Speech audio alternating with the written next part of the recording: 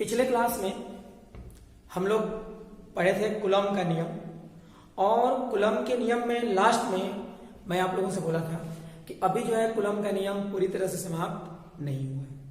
तो आज हम लोग कूलम के नियम का जो शेष भाग है उसे आज की वीडियो में पढ़ाई करेंगे, समझेंगे हम लोग। तब तक के लिए हम लोग क्या करेंगे अभी कि आज का क्लास शुरू करने से पहले कल का जो पढ़ाया गया भाग था उसका थोड़ा बहुत हम लोग रिवीजन कर लें, कूलम के नियम के बारे में थोड़ा बहुत समझ लें, जान लें, फिर हम लोग आगे की पढ़ाई करेंगे। तो कल आप लोगों को बताया गया था कूलम का नियम, उसमें सबसे पहले आप लोगों को यह जानना जरूरी है कि कूलम के नियम का प्रयोग कब करेंगे, कहां करेंगे। क्या बताया था आप लोगों को, अगर दो पॉइंट चार्ज, याद रहे पॉइंट चार्ज हो और उनके बीच क्या निकालना हो, इलेक्ट्रिक फोर्स,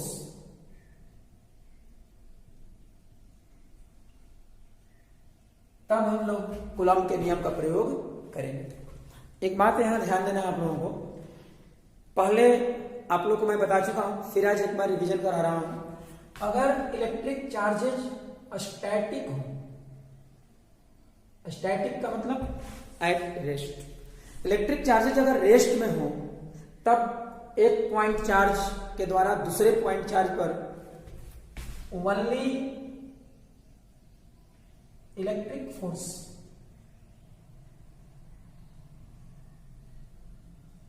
एक्ट करता है। मतलब जब रेस्ट में चार्ज हो तो प्रत्येक पॉइंट चार्ज के द्वारा दूसरे पॉइंट चार्ज पर इलेक्ट्रिक फोर्स का कैलकुलेशन करने के लिए हम लोग कूलम के नियम का एप्लीकेशन करेंगे। लेकिन अगर यही चार्जेस काइनेटिक हो, मतलब इलेक्ट्रिक चार्जेज मोशन में अगर हो जाए, तो मोशन में होने पर यहां इलेक्ट्रिक चार्जेज के बीच इलेक्ट्रिक फोर्स तो एक्ट करेगा ही, एक और फोर्स एक्ट करेगा जिसे हम लोग कहते हैं मैग्नेटिक फोर्स। इलेक्ट्रिक फोर्स भी एक्ट करेगा, मैग्नेटिक फोर्स एक्ट करेगा। तो जब इलेक्ट्रिक चार्जेज काइनेटिक हो और वहां कूलम्स लॉ का एप्लीकेशन करते हैं, कूलम्स लॉ जब आप अप्लाई करेंगे तो वहां पर टोटल फोर्सेज का कैलकुलेशन नहीं होगा, यहां केवल इलेक्ट्रिक फोर्सेज का कैलकुलेशन होगा। मतलब इलेक्ट्रिक चार्जेज अगर मोशन में हो तो उनके बीच टोटल फोर्स का कैलकुलेशन करने के लिए हम लोग कूलम्स लॉ का एप्लीकेशन नहीं करेंगे। कूलम्स लॉ का एप्लीकेशन आप जब भी करेंगे तो केवल पॉइंट चार्जेज के बीच लगने वाले इलेक्ट्रिक फोर्स का कैलकुलेशन।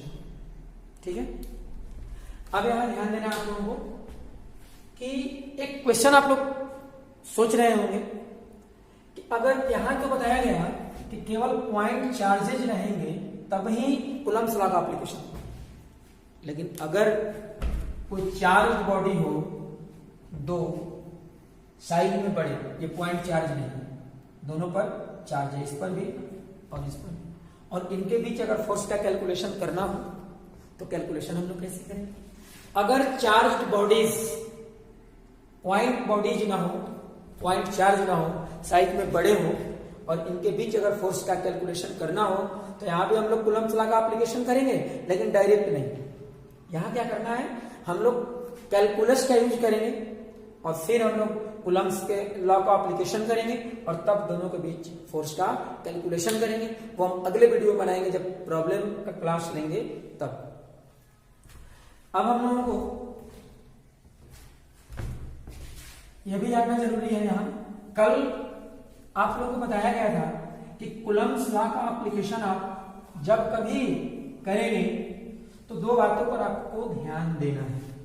सबसे पहले ध्यान क्या देना है, सबसे पहले हम लोगों को ध्यान देना है कि हम लोग न्यूमेरिकल प्रॉब्लम बनाने जा रहे हैं या कुछ भी कैलकुलेट करने जा रहे हैं तो किस सिस्टम ऑफ यूनिट्स का एप्लीकेशन करना है हम लोग। अगर आप एसआई यूनिट्स का एप्लीकेशन करेंगे तो कूलम्स लॉ का फॉर्मूला लिखेंगे, उसका फॉर्म अलग होगा। अगर सीजीएस सिस्टम का एप्लीकेशन करेंगे, सीजीएस सिस्टम में न्यूमेरिकल प्रॉब्लम बनाएंगे तो वहां पर जो कूलम्स लॉ के लिए हम लोग फॉर्मूला यूज करेंगे उसका फॉर्म अलग होगा। यहां बताया गया था SI यूनिट्स का जब हम लोग एप्लीकेशन करें या यहां CGS सिस्टम में जब हम न्यूमेरिकल प्रॉब्लम बनाए, कूलम्ब्स लॉ का एप्लीकेशन करेंगे, यहां पर क्या होगा, दो बातें यहां भी है और दो बातें यहां भी है। अगर पॉइंट चार्जेस के चारों ओर वैक्यूम हो, पॉइंट चार्जेस के चारों ओर अगर वैक्यूम हो, तो ऐसे कंडीशन में पॉइंट चार्जेस के बीच लगने वाले फोर्स का फॉर्मूला होता है 9 × 10⁹ into Q1 Q2 upon R square और 1/4 pi epsilon 0 into Q1 Q2 upon R square. कल के वीडियो में बताए थे हम, एप्सिलॉन 0 इसे क्या कहते हैं, परमिटिविटी ऑफ वैक्यूम, या वैक्यूम को फ्री स्पेस भी कहा जाता है। तो परमिटिविटी ऑफ वैक्यूम या परमिटिविटी ऑफ फ्री स्पेस भी कह सकते हैं। आप 9 × 10⁹ लिखो या 1/4 पाई एप्सिलॉन 0 लिखो, दोनों का मतलब जो है सेम होता है। तो ये दोनों फॉर्मूला का यूज कब करना है, जब पॉइंट चार्जेस के चारों ओर वैक्यूम रहेगा तब। अब उसी तरह से CGS सिस्टम में जब हम लोग न्यूमेरिकल बनाएंगे, दो पॉइंट चार्जेस के चारों ओर वैक्यूम रहेगा और फोर्स का कैलकुलेशन करना होगा, तो यहां हम लोग only Q1 Q2 upon R square का यूज करेंगे। एक और बात ध्यान देना है, अगर पॉइंट चार्जेस के चारों ओर कोई डाई इलेक्ट्रिक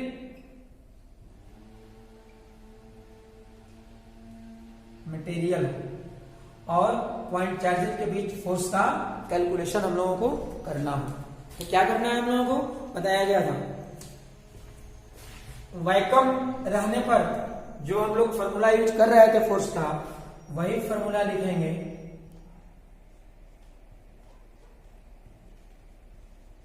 और क्या करेंगे हम लोग, वैक्यूम रहने पर चार्जेस के बीच जो फोर्स लग रहा था उसमें कैपिटल K से डिवाइड कर देंगे। कैपिटल K क्या है, डाई इलेक्ट्रिक मटेरियल के लिए dielectric constant. Dielectric material का मतलब क्या होता है, डाई इलेक्ट्रिक मटेरियल का मतलब होता है इंसुलेटिंग मटेरियल और इंसुलेटर।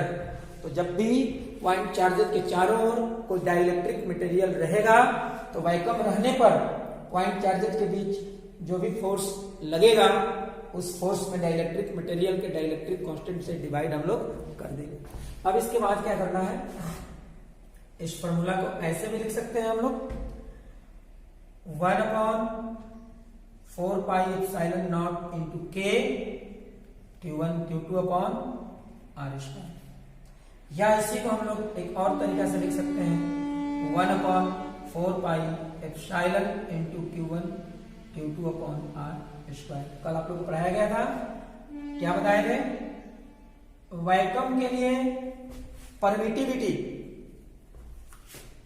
और डाइलेक्ट्रिक मटेरियल के लिए डाइलेक्ट्रिक कांस्टेंट, दोनों का जो प्रोडक्ट होता है डाइलेक्ट्रिक मटेरियल का परमिटिविटी कहा जाता है। यहां हो गया।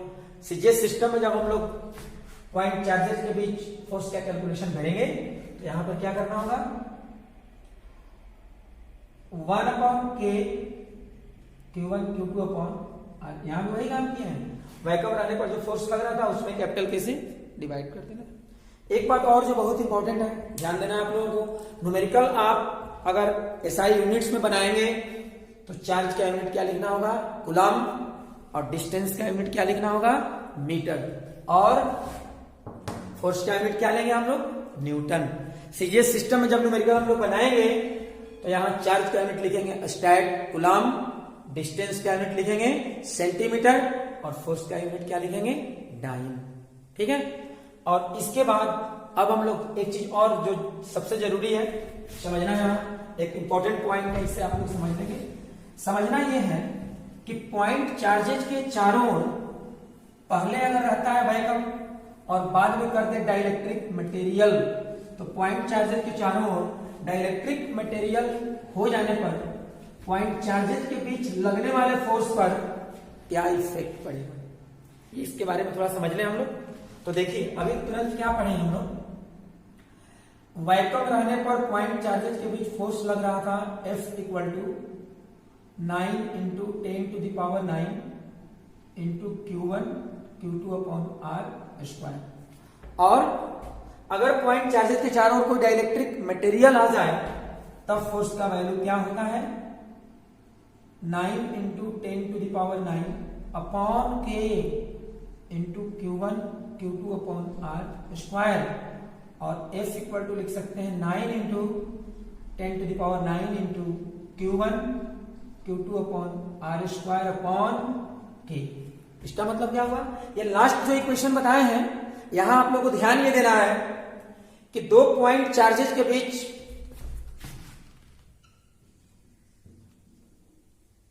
अगर वैक्यूम हो तो फोर्स का ये वैल्यू हो गया। दो पॉइंट चार्जेस के बीच वैक्यूम हो तो फोर्स कितना लगेगा। और अगर इन्हीं चार्जेस के चारों ओर, पॉइंट चार्जेस के चारों ओर कोई डाइलेक्ट्रिक मटेरियल अगर आ जाए और फोर्स का कैलकुलेशन करना हो तो हम लोग क्या कर रहे हैं, वैक्यूम रहने पर जितना फोर्स लगेगा उसमें डाइलेक्ट्रिक मटेरियल के डाइलेक्ट्रिक कांस्टेंट से डिवाइड कर देंगे। समझ में आ गया। तो अब कहिएगा ऐसा कर, यहां भी तो वही बताए थे, यहां हम लोग जो पढ़े इससे क्या फायदा है, देखिए क्या फायदा है। डाइलेक्ट्रिक कांस्टेंट का वैल्यू हमेशा ग्रेटर देन 1 होता है, 1 से अधिक। और आप लोग पहले से जानते हैं कि कभी भी अगर हम लोग डिवाइड करें 1 से अधिक कोई नंबर हो और उससे अगर डिवीजन करते हैं, कोई डिवाइड करते हैं, तो यहां जो वैल्यू मिलेगा वो ऊपर वाला जो वैल्यू है उससे क्या होगा, कम हो जाएगा। मतलब वैक्यूम रहने पर जितना फोर्स लगेगा उसमें डाइलेक्ट्रिक कांस्टेंट से डिवाइड करेंगे जिसका वैल्यू ग्रेटर देन 1 है, तो जो वैल्यू यहां मिलेगा वो 9 into 10⁹ into Q2 upon R square इतना से कम है। इसका वैल्यू इतना से कम हो जाएगा। इसका मतलब क्या हुआ कि दो पॉइंट चार्जेस के बीच या चारों ओर वैक्यूम रहने पर जो फोर्स लगता है उसके रिस्पेक्ट में पॉइंट चार्जेस के बीच लगने वाले फोर्स का वैल्यू कम हो जाता है। कब, जब पॉइंट चार्जेस के चारों ओर कोई डाइलेक्ट्रिक मटेरियल रख देते हैं तब। इसका मतलब कि डाइलेक्ट्रिक मटेरियल का काम क्या है, पॉइंट चार्जेस के चारों ओर कोई भी डाइलेक्ट्रिक मटेरियल अगर हम लोग रखते हैं तो पॉइंट चार्जेस के बीच लगने वाले फोर्स का वैल्यू डिक्रीज हो जाता है, कम हो जाता है। इसका मतलब हुआ कि अगर पॉइंट चार्जेस के चारों ओर वैक्यूम रहे तो इस कंडीशन में पॉइंट चार्जेस के बीच लगने वाले फोर्स का वैल्यू होता है सबसे अधिक। और अगर कोई डाइलेक्ट्रिक मटेरियल आ जाए तो अब फोर्स का वैल्यू क्या हो जाएगा, डिक्रीज हो जाएगा, कम हो जाएगा। वैक्यूम का मतलब आप लोगों को पढ़ाए हैं, वैक्यूम का मतलब होता है जहां कोई भी मटेरियल ना हो, बिल्कुल खाली, यहां तक कि एयर भी ना हो। तो ये जो था कल जो हम लोग पढ़े थे उसका रिवीजन या उससे रिलेटेड बहुत सारी बातें थी जो कल हम चर्चा नहीं किए थे, कल बताए नहीं थे, आज रिवीजन हो गया। अब हम लोग पढ़ेंगे आगे की पढ़ाई करेंगे। आगे क्या पढ़ना है हम लोगों को, सबसे पहले पढ़ना है यूनिट ऑफ एप्सिलॉन 0।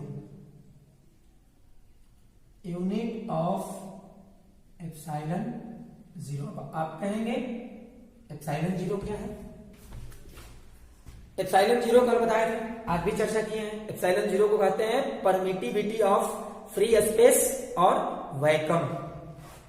इसे पढ़ेंगे एप्सिलॉन और इसको पढ़ेंगे 0। यूनिट निकालेंगे कैसे, कोई भी फिजिकल क्वांटिटी हो, यूनिट अगर निकालना हो तो क्या करिएगा आप लोग, सबसे पहले उस फिजिकल क्वांटिटी का फॉर्मूला चाहिए। फॉर्मूला कैसे निकालेंगे, तो हम लोग कल पढ़ चुके हैं F equal to 1/4 pi epsilon 0 into Q1 Q2 upon R square.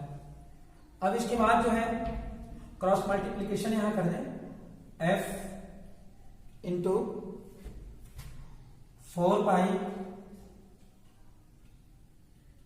Epsilon 0 into R square equal to Q1 Q2 और एप्सिलॉन 0 इक्वल टू क्या होगा यहां Q1 Q2 upon F into 4 pi epsilon, 4 pi into R square. और इसके बाद अब जो है हम लोग पढ़ाई लिखेंगे unit in S I units.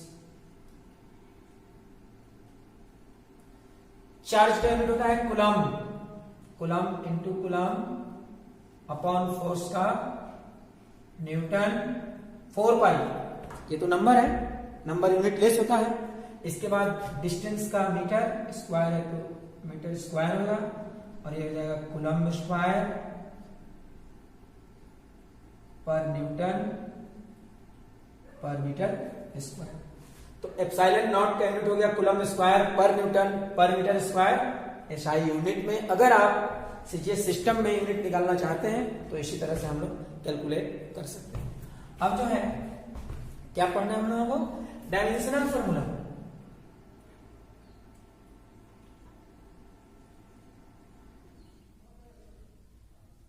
Dimensional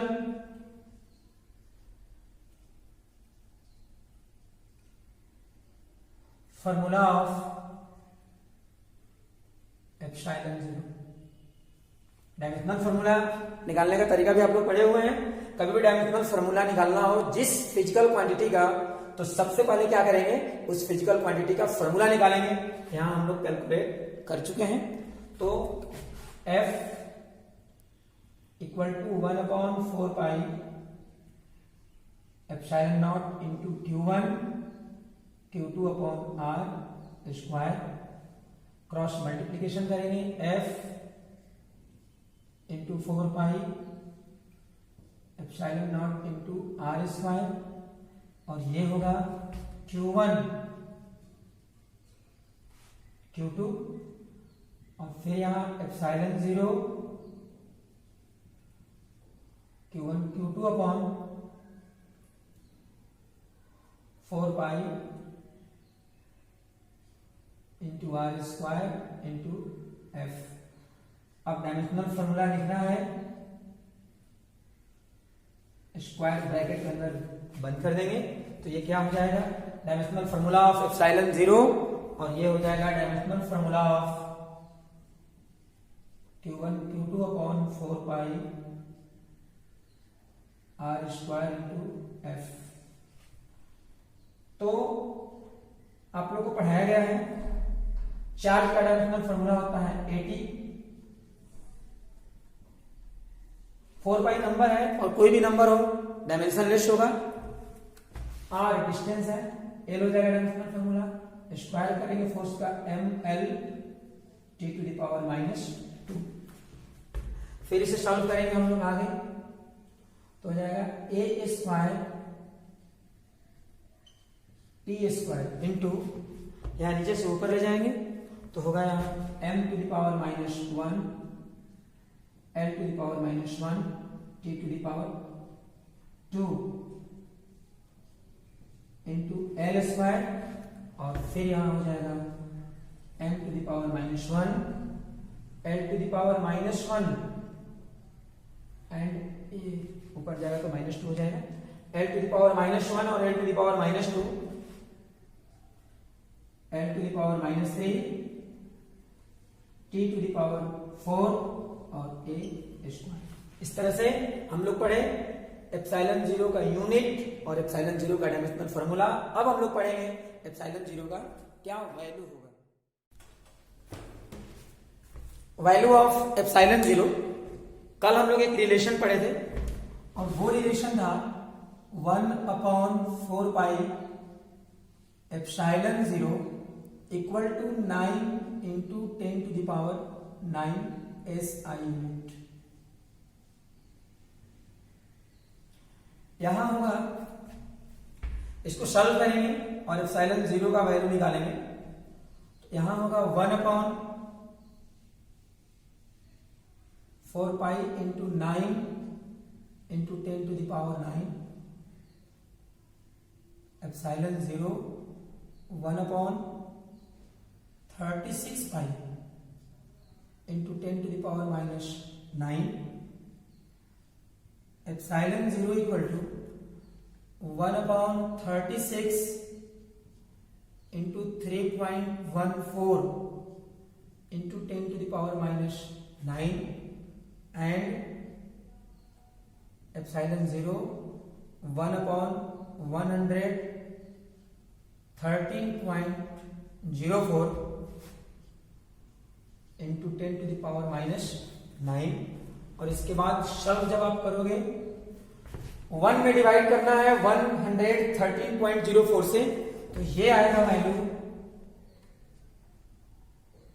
0.00846 into 10⁻⁻19 और आगे सॉल्व करेंगे हम लोग 8.846। यहाँ डेसिमल के बाद जो है डेसिमल को 1 2 3 डिजिट राइट साइड में लेना है, यहाँ हो जाएगा नीचे में 10⁻³ into 10⁻⁹ and epsilon 0 8.846 into 10⁻⁹ into 10⁻⁻3। और अगर हम यहाँ चाहें डेसिमल के बाद 3 डिजिट है 846, अगर हम यहाँ 6 को हटा दें तो हो जाएगा 8.85 इंटू 10⁻⁻12। और एप्सिलॉन 0 का यूनिट अभी हम लोग निकाले हैं, क्या पढ़े हैं एप्सिलॉन 0 का यूनिट? कूलम्ब स्क्वायर पर न्यूटन पर मीटर स्क्वायर। ये वैल्यू हम लोग को याद रखना है, क्योंकि ये वैल्यू एग्जाम में ऑब्जेक्टिव टाइप क्वेश्चन में बहुत बार पूछा जा चुका है इंटरमीडिएट में। 8.85 इंटू 10⁻⁻12 कूलम्ब स्क्वायर पर न्यूटन पर मीटर स्क्वायर। तो अब हम लोग पढ़ाई करेंगे इसके बाद डाइइलेक्ट्रिक कांस्टेंट के बारे में।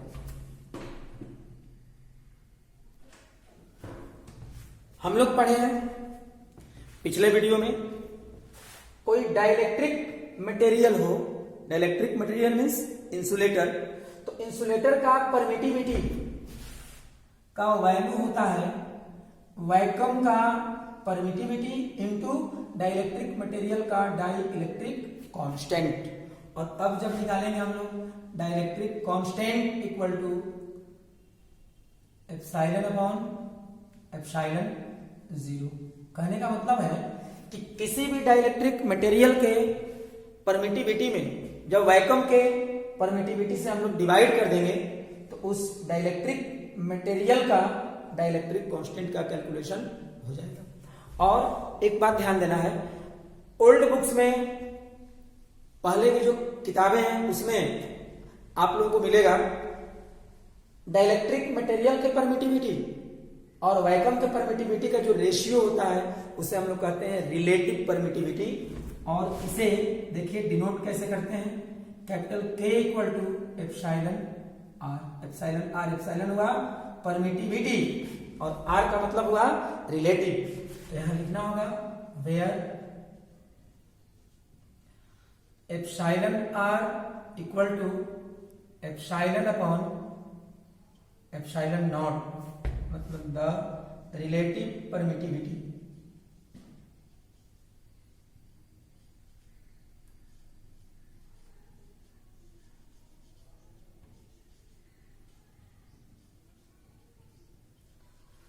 Relative permittivity of a dielectric material।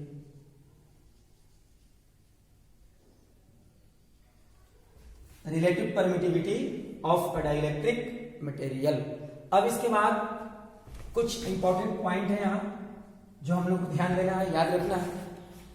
आप लोगों से कभी पूछा जाए अगर कि डाइइलेक्ट्रिक कांस्टेंट और रिलेटिव परमिटिविटी इन दोनों का यूनिट क्या होगा, तो सबसे पहले समझ लें आप लोग कि डाइइलेक्ट्रिक कांस्टेंट और रिलेटिव परमिटिविटी ये दोनों का जो वैल्यू होता है वो एक ही होता है, क्योंकि दोनों एक ही है।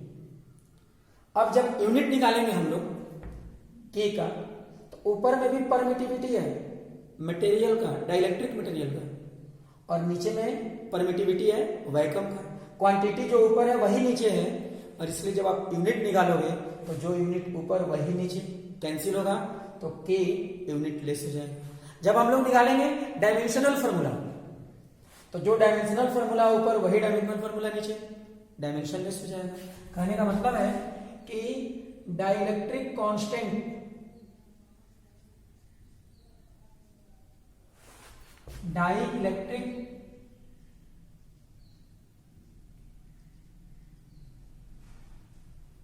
constant is unitless as well as dimensionless. Unitless as well as dimensionless.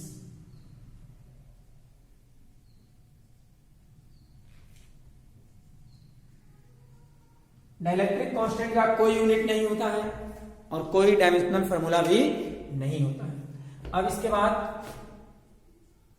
Second बात हम लोग को याद रखना है, कोई भी क्वांटिटी जो यूनिट लेस हो, कोई भी फिजिकल क्वांटिटी जो यूनिट लेस हो, उसका वैल्यू सिस्टम ऑफ यूनिट पर डिपेंड नहीं करता है। कहने का मतलब के का वैल्यू, एक मान लीजिए कोई डाइलेक्ट्रिक मटेरियल है और उसका वैल्यू है के का 5, तो अब चाहे आप न्यूमेरिकल सीजीएस सिस्टम में बनाइए, चाहे एसआई यूनिट में, के का वैल्यू हर एक सिस्टम में क्या रहेगा, 5 ही रहेगा। यहां के वैल्यू का यूनिट से सिस्टम ऑफ, के वैल्यू का सिस्टम ऑफ यूनिट से कुछ भी लेना देना नहीं है। तो हम लोग यहां लिखेंगे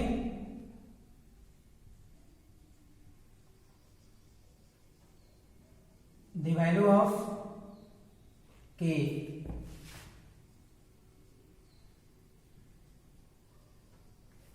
does not depend on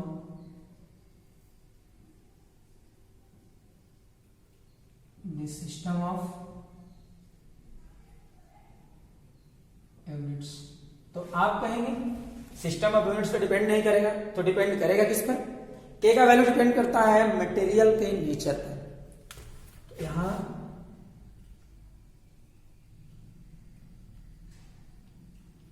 the value of के for a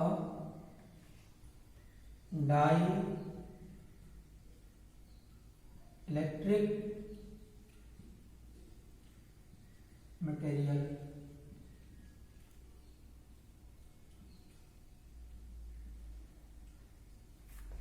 depends on the value of K for a dielectric material depends on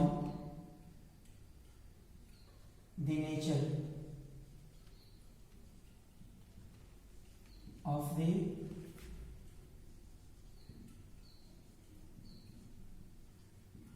dielectric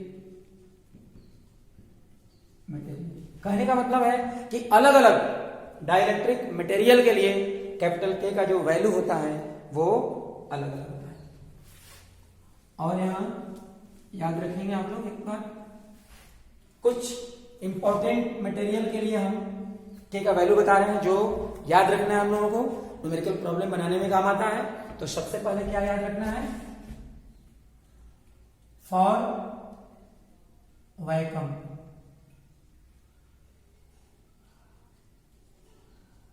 vacuum के लिए कैपिटल के का वैल्यू ऑलवेज 1 के बराबर होता है, और for any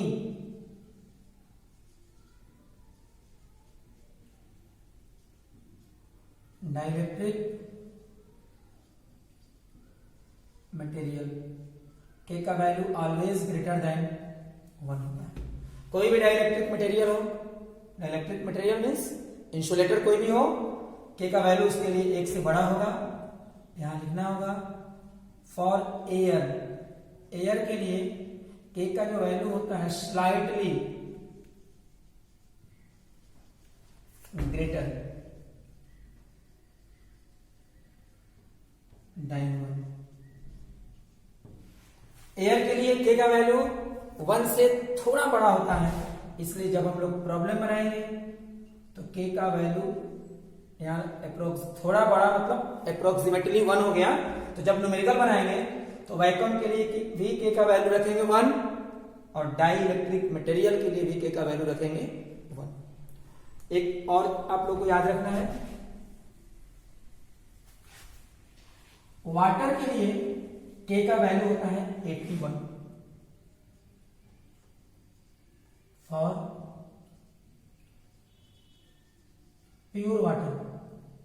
pure water insulator होता है और इसके लिए के का वैल्यू होता है 81। बाकी आप लोगों को जब भी कोई न्यूमेरिकल मिले और न्यूमेरिकल में अगर कोई डाइलेक्ट्रिक मटेरियल दिया हुआ रहेगा तो वहां पर उसके लिए डाइलेक्ट्रिक कांस्टेंट जो कैपिटल के है वो भी दिया हुआ रहेगा। ठीक है, अब अगले वीडियो में हम लोग पढ़ेंगे कूलम्ब्स लॉ से रिलेटेड न्यूमेरिकल प्रॉब्लम।